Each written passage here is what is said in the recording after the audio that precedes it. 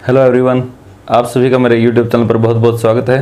जिन्होंने मेरे चैनल को सब्सक्राइब नहीं किया प्लीज़ चैनल को सब्सक्राइब कीजिए और साथ के साथ बेल आइकन को दबाना न भूलें। आज हम आपका जो फर्स्ट चैप्टर है relation and function,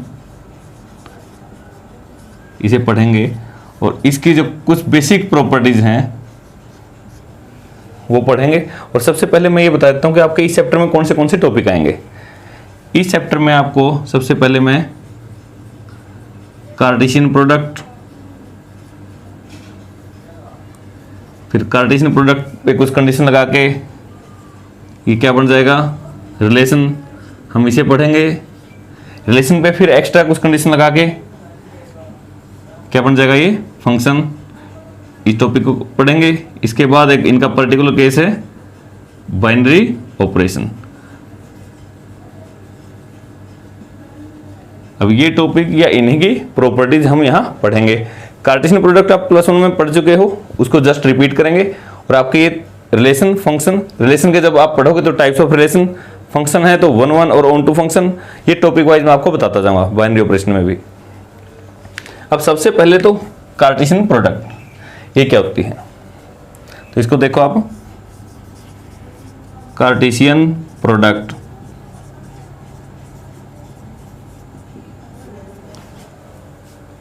let A and B are two non-empty set, then A cross B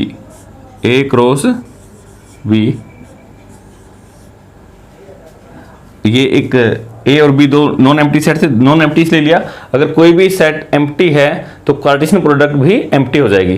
तो हम उस एम्प्टी कार्टेशियन प्रोडक्ट के बारे में नहीं पढ़ रहे। तो नॉन एम्प्टी सेट होना चाहिए, दैट मीन्स उसमें कुछ ना कुछ एलिमेंट होना चाहिए। और ए क्रॉस बी कैसे बनेगी, ऐसे एलिमेंट होंगे इसके अंदर ए कोमा बी, मतलब ordered pair A B, such that A belongs to A and B belongs to B. इसको देखो आप क्या, ए क्रॉस बी एक ऐसा सेट है, ए क्रॉस बी भी एक सेट है जिसके अंदर एज एलिमेंट क्या है ऑर्डर्ड पेयर ए बी। तो ये क्या है आपका ऑर्डर्ड पेयर। ऑर्डर्ड पेयर क्यों बोला जाता है, यहाँ पे जो आपका एलिमेंट है, फर्स्ट एलिमेंट है, वो फर्स्ट ही पोजीशन पे होना चाहिए, सेकंड है सेकंड पे। अगर मैं इसको बी ए लिखूं तो इसका मीनिंग चेंज हो जाएगा या वो उससे डिफरेंट हो जाएगा। तो इसलिए इसको ऑर्डर्ड पेयर बोला गया। जिस ऑर्डर में है वो ऑर्डर आपका मैटर करता है।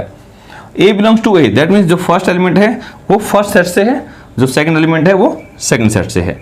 इस प्रकार से जो भी आपके बनेगा ऑर्डर्ड पेयर का सेट, वो सेट आपका क्या कहलाएगा ए क्रॉस बी। और ए क्रॉस बी को हम क्या बोलते हैं Cartesian product of two set. अब यहां देखिए इन जनरल, आप ये भी देखें in general A cross B A B type के ऑर्डर पेयर होंगे और बी क्रॉस ए में क्या होंगे बी ए टाइप के ऑर्डर पेयर होंगे। ये दोनों इक्वल नहीं होते, आपको ये याद रखना है। A cross B not equal to B cross A, ये जनरली इक्वल नहीं होती। बट कब इक्वल हो सकती हैं, if A is equal to B, A और बी सेट दोनों इक्वल हों तो क्या हो जाएगा ये A cross B equal to B cross A. तो दोनों क्या हो जाएंगे ये equal. But A cross B और बी क्रॉस ए को इक्वल होने के लिए क्या कंडीशन लगाई मैंने, ए और बी का इक्वल होना जरूरी है। दैट मीन्स ए और बी दोनों सेम सेट हैं। अगर दोनों सेम सेट हैं तो क्या मैं ऐसे लिख सकता हूं ए क्रॉस, बी और ए तो सेम थे तो बी की जगह मैंने क्या लिख दिया ए, बी की जगह ए की जगह। तो ए क्रॉस बी और बी क्रॉस ए लिखने की जरूरत ही नहीं, फिर तो क्या हो जाएगा ए क्रॉस ए। जब ए और बी दोनों सेट सेम है तो ए क्रॉस बी और बी क्रॉस ए सेम है, तो दो बार लिखने की जरूरत नहीं, तो सिर्फ आप एक बार लिखो ए क्रॉस ए। हम इस चैप्टर में जो आपका कार्टेशियन प्रोडक्ट है, ये ए और बी दो सेट के लिए मैंने बता दिया। फिर जब ए और बी इक्वल है तो ये बनेगा। हम इस चैप्टर में जो रिलेशन है, आपके पर्टिकुलर रिलेशन है जो मैं यहाँ पे पढ़ाऊंगा, वो सारे के सारे इसी कार्टेशियन प्रोडक्ट से रिलेटेड होंगे। तो इसलिए ए क्रॉस ए को मैं यहाँ एक बार और लिख देता हूँ, ए क्रॉस ए क्या होगा, ऐसे ordered pair A B such that जो ए है और बी है दोनों कहाँ से हैं, ए सेट से, क्योंकि यहाँ पर तो सेट सिर्फ एक ही है, ए भी ए में से और बी भी ए में से, तो ए क्रॉस ए, इसके बारे में हम पढ़ेंगे। हाँ, हम अब रिलेशन में हम क्या क्या पढ़ेंगे, रिलेशन की डेफिनेशन पढ़ेंगे, फिर इसके बाद types of relation, types of relation. Question करने से पहले आपको थोड़ा सा ये पता होना चाहिए कि आप पढ़ क्या रहे हैं। टाइप्स ऑफ रिलेशन में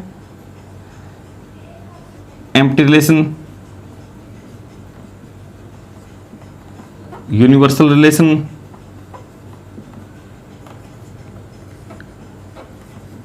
रिफ्लेक्सिव रिलेशन, ये आपके लिए नया नाम आया हो शायद, सिमेट्रिक,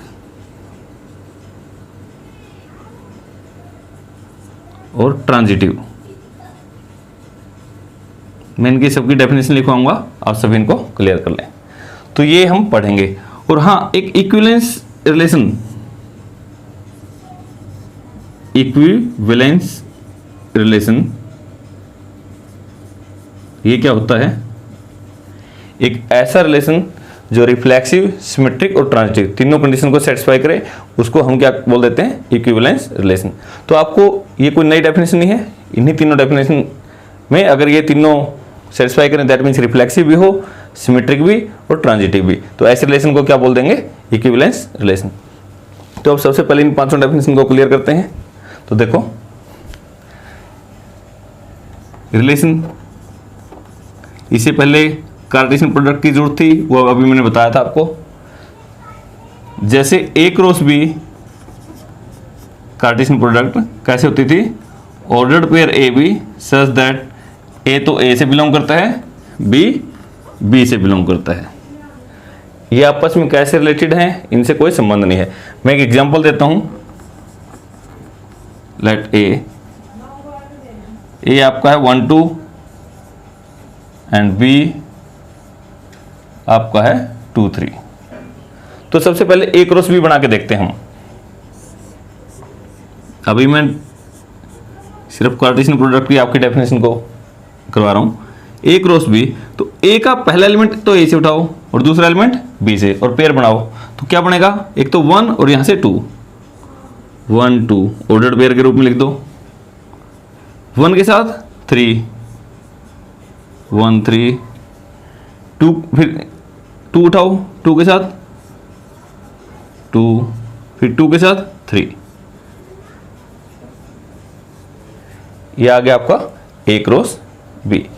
ए क्रॉस बी का मतलब पहला एलिमेंट तो ए से उठाना है, दूसरा बी से, और सबके पेयर बना देना है। कोई इनमें कंडीशन आपको चेक करने की जरूरत नहीं है। अब देखें रिलेशन क्या होता है। रिलेशन जैसे हम जनरल लाइफ में रिलेशन आप बोलते हैं संबंध, तो उसी से लिया गया है ये वर्ड। तो देखो, ऐसे ordered pair A B such that A तो ए से बिलोंग करता है, बी बी से बिलोंग करता है। बट ये तो डेफिनेशन यही होगी ए क्रॉस बी की। पर्टिकुलरली यहां लिखेंगे A related to B, that means ऐसे पेयर लेने हैं जो एक दूसरे से रिलेटेड हों। ये आपको हर क्वेश्चन में कुछ ना कुछ देगा कि किस प्रकार से रिलेटेड होना चाहिए। तो हम उस कंडीशन के हिसाब से जितने भी एलिमेंट ए क्रॉस बी के इस कंडीशन को सेटिस्फाई करेंगे, हम सिर्फ वो लेंगे। एक्चुअल में ए क्रॉस बी के अंदर तो सभी एलिमेंट आ गए, अब उनमें से कुछ एलिमेंट ये कंडीशन सेटिस्फाई करेंगे, सिर्फ उनको ले लेंगे। अब हो सकता है ये एक भी ना करे, जब एक भी ना करे तो क्या कहलाएगा, एम्प्टी रिलेशन। हो सकता है ये सारे के सारे कर जाएं, तो उस वक्त ये क्या कहलाएगा, यूनिवर्सल रिलेशन।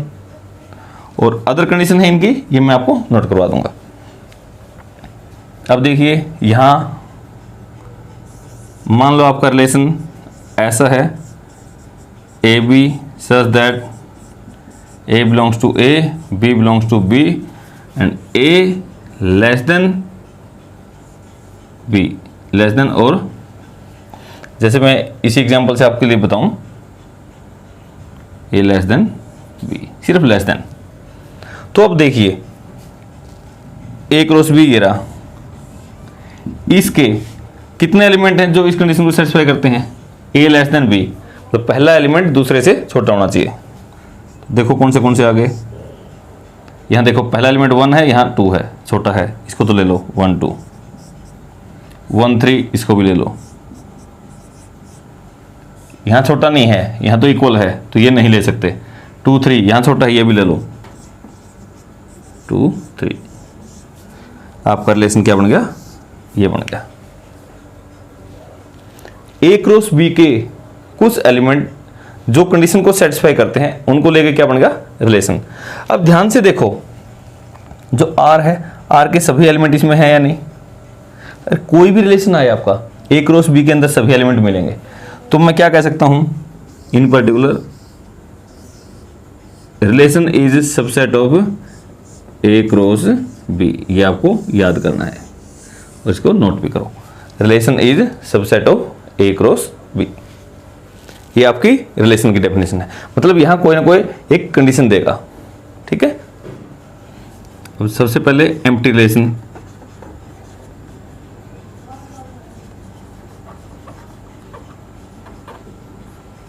मैं इस चैप्टर में जो आपका कार्टेशियन प्रोडक्ट है वो ए क्रॉस बी की वजह ए क्रॉस ए लेंगे, क्योंकि आपका जो रिफ्लेक्सिव, सिमेट्रिक, ट्रांजिटिव सारे के सारे सिंगल सेट पे होते हैं, ए क्रॉस ए पे होते हैं। तो एम्प्टी रिलेशन कौन सा हो गया, एक ऐसा रिलेशन जिसके अंदर कोई एलिमेंट नहीं, that means R is equal to 5, empty set के इक्वल। सेकंड यूनिवर्सल रिलेशन, ये क्या हो गया, जब आर किसके इक्वल हो जाए, ए क्रॉस बी, जब सभी एलिमेंट आ जाए। दो कंडीशन है, या तो कोई भी एलिमेंट ना आए तब तो एम्प्टी, और जब सभी आ जाए यूनिवर्सल। अब third one reflexive,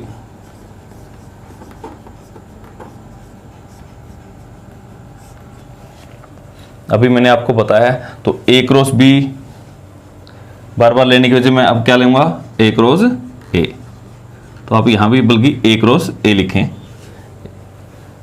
reflexive relation, जब एक सेट के ऊपर आपको एक रिलेशन है, रिफ्लेक्सिव कब होगा, इसकी क्या कंडीशन है, नोट कर लें और याद भी कर लें। If A comma A belongs to R, फिर जो रिलेशन के अंदर ए कोमा ए इस टाइप के सभी एलिमेंट हैं, for all A belongs to A, that means A के प्रत्येक एलिमेंट के लिए, ए के अंदर जो एलिमेंट है उसके प्रत्येक एलिमेंट के लिए खुद के साथ जो पेयर बनेगा वो रिलेशन के अंदर होना चाहिए, सभी एलिमेंट्स के लिए होना चाहिए।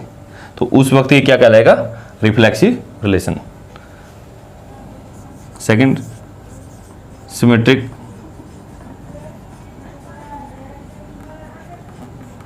सिमेट्रिक कौन सा होता है, if A B belongs to R, अगर एक पेयर ए बी रिलेशन के अंदर है तो then B A belongs to R. अगर आपका पेयर ए बी रिलेशन के अंदर है तो उसका रिवर्स जो पेयर है बी ए, वो भी उसके अंदर होना चाहिए। किसके लिए, for all A B belongs to A, प्रत्येक एलिमेंट के लिए। फॉर ऑल का मतलब प्रत्येक, ऐसा नहीं कि आपने एक पेयर देखा उसका रिवर्स था, सभी के लिए होना चाहिए। थर्ड वन ट्रांजिटिव,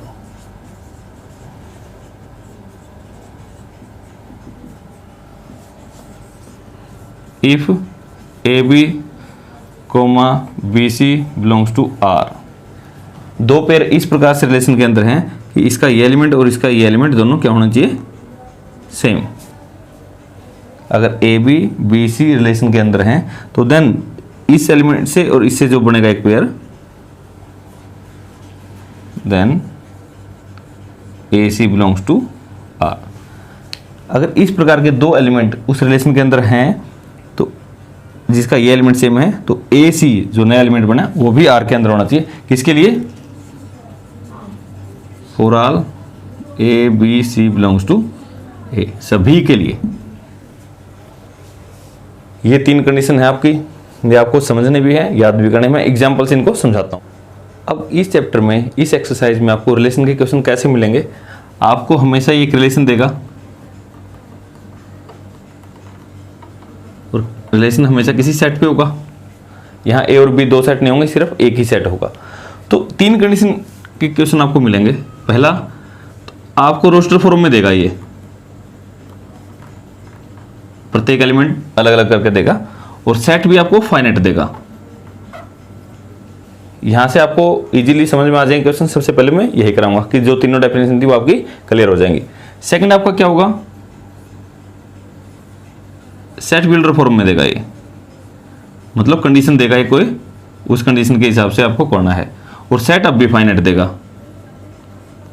अब फाइनाइट सेट के लिए जब ऐसी कंडीशन दे तो कोई बड़ा इशू नहीं है, तो सेट बिल्डर फॉर्म को आप किस में कन्वर्ट कर लें, रोस्टर फॉर्म में।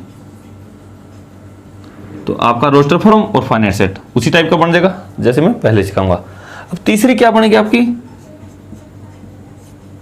यहां पे क्या देगा, ये सेट बिल्डर फॉर्म में ही देगा, और सेट भी कैसा देगा, अब इनफाइनाइट सेट देगा। अब ऐसी स्थिति में आप इसको रोस्टर फॉर्म में कन्वर्ट तो नहीं कर सकते, इनफाइनाइट सेट के लिए वो करना बहुत पॉसिबल सभी केसेस में नहीं है। तो अब इसको हम तीसरे तरीके से करेंगे, पहला दूसरा तीसरा।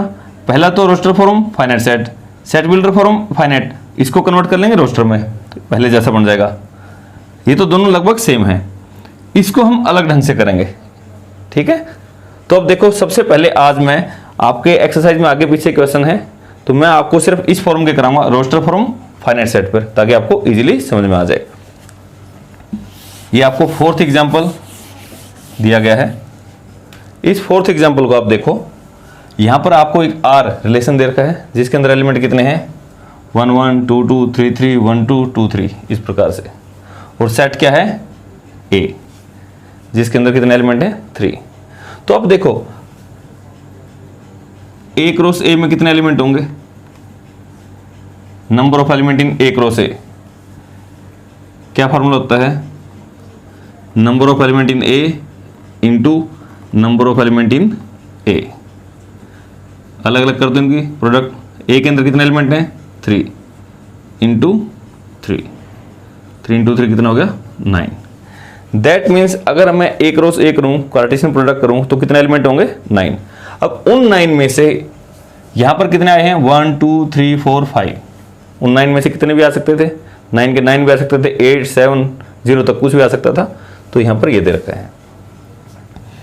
अब देखो, सबसे पहला रिफ्लेक्सिव, चेक करना सीखें, फिर लिखना भी सीखें, और आपके सिर्फ ये 3 रिफ्लेक्सिव, सिमेट्रिक और ट्रांजिटिव, ये 3 ही आपको चेक करना होते हैं। रिफ्लेक्सिव के अंदर आप इस सेट में देखें क्या क्या एलिमेंट हैं, 1 2 3।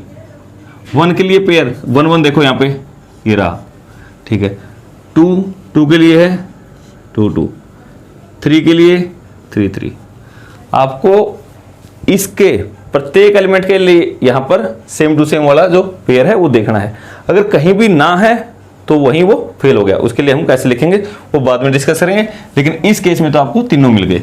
जब तीनों मिल गए तो क्या लिखेंगे हम, हियर, यहां हम इनका प्रत्येक का जिक्र नहीं करेंगे, A comma A belongs to are,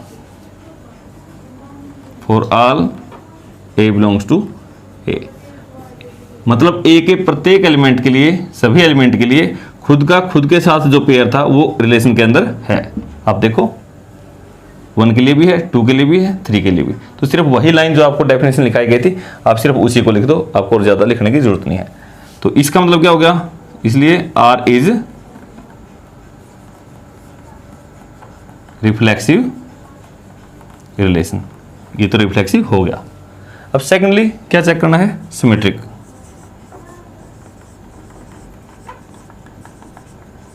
symmetric relation, symmetric में आपको क्या था, आपका एक पेयर है, उसका रिवर्स पेयर देखना था उसमें है या नहीं। जब ये रोस्टर फॉर्म के क्वेश्चन है यहाँ तो बहुत आसान रहेगा। 1 का रिवर्स पेयर 1, 2 का रिवर्स पेयर 2, 3 का 3, तो बार बार इनको तो चेक करने की जरूरत नहीं, खुद का रिवर्स तो खुद ही होता है। यहां देखिए 1 2, 1 2 का रिवर्स पेयर 2 1, यहां पर नहीं है, आगे जाने की जरूरत नहीं। अगर आपको एक भी केस ऐसा मिल जाए जहां वो फेल होता है, आप उसी का एग्जाम्पल देके उस कंडीशन को नॉट सेटिस्फाई करके दिखा दो। तो यहाँ पे जैसे 1 2 है, इसका रिवर्स पेयर था 2 1, वो यहाँ नहीं है, तो क्या लिखेंगे, हेयर जो है 1 2 बिलोंग्स टू आर। 1 2 तो आर के अंदर है, but 2 1 does not belongs to R. आपको और ज़्यादा देने की जरूरत नहीं, अगर ये सेटिस्फाई होगा तो सभी के लिए दिखाना है, और नॉट सेटिस्फाई है तो एक एग्जाम्पल काफ़ी है। 1 2 आर के अंदर था बट 2 1 नहीं है, so R is not symmetric relation. आप अपनी कॉपी में भी जैसे मैं करवा रहा हूं, एक फॉर्म के क्वेश्चन एक साथ कर लें, दूसरे के एक साथ कर लें, तीसरे के एक साथ। Third one transitive.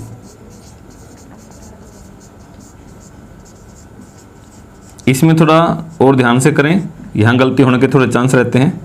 Transitive, transitive में आपको क्या लिखवाया था, ए बी एक पेयर है, दूसरा पेयर क्या था बी सी, जिनमें एक एलिमेंट कॉमन है, तो ए सी भी वहां होना चाहिए। आप इनके साथ किसी को भी पेयर बना के देख लो जो सेम टू सेम वाले हैं, तो ट्रांजिटिव में ये हमेशा होंगे। तो मेरी आपको सलाह है कि इनके साथ बार बार टाइम खराब करने की जरूरत नहीं आपको, ये मेरी गारंटी है, इनके साथ आप किसी को भी ले लो वो हमेशा उसके अंदर होगा। तो यहां आपको ज्यादा चेक करने की जरूरत नहीं, इससे आपका काम घट जाएगा। अब देखो, अब आपके पास इनके अलावा कितने एलिमेंट बच गए, सिर्फ 2। यहां देखें कोई एलिमेंट कॉमन है, हाँ 1 2 यहां पे आ गया 2 3, दैट मीन्स ये कॉमन है, इस पेयर को लिया जा सकता है, क्योंकि ट्रांजिटिव के लिए जरूरी है कि ये कॉमन हो। इनको लेने की मैंने बताया कि जरूरत नहीं है, लेते तो हैं बट ये मेरी गारंटी है कि ये हमेशा इसके अंदर होगा, आप करके देख सकते हैं। 1 2 2 3 ये सेम है, तो इसके हिसाब से कौन होना चाहिए 1 3, इसका पहला और इसका आखिरी 1 3, वो यहां पर नहीं है। तो लिखेंगे कैसे, हेयर 1 2 तो है, कोमा 2 3 ये भी है। एक ऐसा पेयर है आपका 1 2 और 2 3, बट अरे इस पेयर की क्या खास बात है, ये और ये एलिमेंट सेम है, यही खास बात जरूरी है इसकी, 1 2 2 3। तो अब कौन होना चाहिए था, यहां से 1 और यहां से 3, but 1 3 does not belongs to R, तो 1 3 इसमें नहीं है। जब 1 3 नहीं है तो सो आर इज नॉट ट्रांजिटिव। सभी के लिए होना चाहिए था, अगर एक भी जगह फेल है तो आपको आगे चेक करने की जरूरत नहीं, आर इज नॉट ट्रांजिटिव। अब मैं आपसे ये पूछूं, क्या ये इक्विवेलेंस रिलेशन है? इक्विवेलेंस के लिए क्या बताया था, ये भी यस होना चाहिए, ये भी यस और ये भी यस। यहां तो तीनों यस नहीं है, तीनों ये रिफ्लेक्सिव तो है बट सिमेट्रिक नहीं है ना ट्रांजिटिव, इसलिए ये इक्विवेलेंस भी नहीं है। ये आपका 6 क्वेश्चन। यहां भी आपको क्या है, रिलेशन तो किस फॉर्म में दे रखा है, रोस्टर फॉर्म में। रोस्टर फॉर्म होती है जब आपको सभी एलिमेंट अलग अलग करके दे रखे हों, रोस्टर फॉर्म, और यहां पर सेट है फाइनाइट। तो कैसे करते हैं, सिर्फ देखो रिफ्लेक्सिव रिलेशन, तो इस सेट पे जा करें सबसे पहले ए पे, तो 1 के लिए 1 1, यहां पर देखो 1 1 पेयर है या नहीं है, तो आगे चेक करने की भी जरूरत नहीं। आप चेक करोगे 2 2 वो भी नहीं है, 3 3 वो भी नहीं है, सभी का कोई मतलब नहीं है, सिर्फ एक ऐसा मिल जाओ जो नहीं है, तो इतने में आपका काम चल जाएगा। उसको आप एज ए काउंटर एग्जांपल दे दो। काउंटर एग्जांपल वो एग्जांपल होता है, ऐसा एग्जांपल जिससे वो कंडीशन आपकी फेल होती हो। तो रिफ्लेक्सिव रिलेशन, तो यहाँ पे 1 1 नहीं है, क्योंकि रिफ्लेक्सिव लिए तो सेम टू सेम का पेयर होना चाहिए था, तो लिखेंगे यहाँ पे here 1 1 does not belongs to relation. तो 1 का 1 के साथ पेयर इसके अंदर नहीं है। यहाँ पे 2 2 3 3 कोई भी एग्जांपल दे सकते थे, एक एग्जांपल काफी है, तो मैंने ये दे दिया 1 1 does not belongs to R, so R is not reflexive, तो आर रिफ्लेक्सिव रिलेशन नहीं है। अब देखो सिमेट्रिक, सिमेट्रिक में क्या है, वहां देखने की जरूरत नहीं है, आप यहां देखो 1 2 1 2 का रिवर्स पेयर ये रहा 2 1, ठीक है। फिर दूसरा एलिमेंट है 2 1, इसका रिवर्स पेयर 1 2 खुद ही है, तो क्या लिखेंगे, तो इसका मतलब इसके अंदर जितने भी पेयर थे उन सभी का रिवर्स पेयर है। तो आपको जब यस में है आपका आंसर, आपको लग रहा है कि हाँ, तो आपको काउंटर एग्जांपल नहीं देना है, आपको जनरली चलना है। कैसे लिखोगे, here a B belongs to R, this implies, इसको बोलते हैं this implies b A belongs to R. मतलब आपका कोई एक पेयर था ए बी, उसका रिवर्स पेयर भी उसके अंदर है। क्या सभी के लिए है, हाँ, तो for all A comma B belongs to A, सभी के लिए, जब सभी के लिए है तभी तो सिमेट्रिक होगा। So R is symmetric relation. Third है ट्रांजिटिव। ट्रांजिटिव में क्या बताया था, आप यहां से एक ऐसा पेयर लें जिसमें जो बीच का एलिमेंट है वो कॉमन हो। क्या ऐसा पॉसिबल है, हाँ, जैसे यहाँ पे 1 2 है, यहाँ पे 2 1, तो मतलब ये और ये एलिमेंट सेम है, तो पेयर तो पॉसिबल है। तो लिखें कैसे, हेयर 1 2 2 1 बिलोंग्स टू आर। 1 2 और 2 1 यहाँ है, क्या खास बात है इनकी, ये एलिमेंट इनका कॉमन है। अगर ये कॉमन है तो इसके हिसाब से क्या होना चाहिए था, यहाँ पे ये नया एलिमेंट, यहाँ से 1 और यहाँ से भी 1, but 1 1 not belongs to R, क्योंकि ये सेम है तो ये नया एलिमेंट 1 1 ये यहाँ पे नहीं है।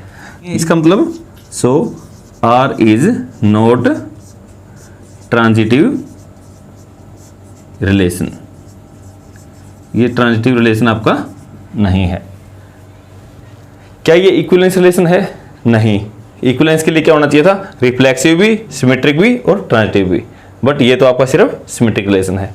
अब इसी प्रकार से आपका 15वां क्वेश्चन है, आप उसको खुद करके देखें।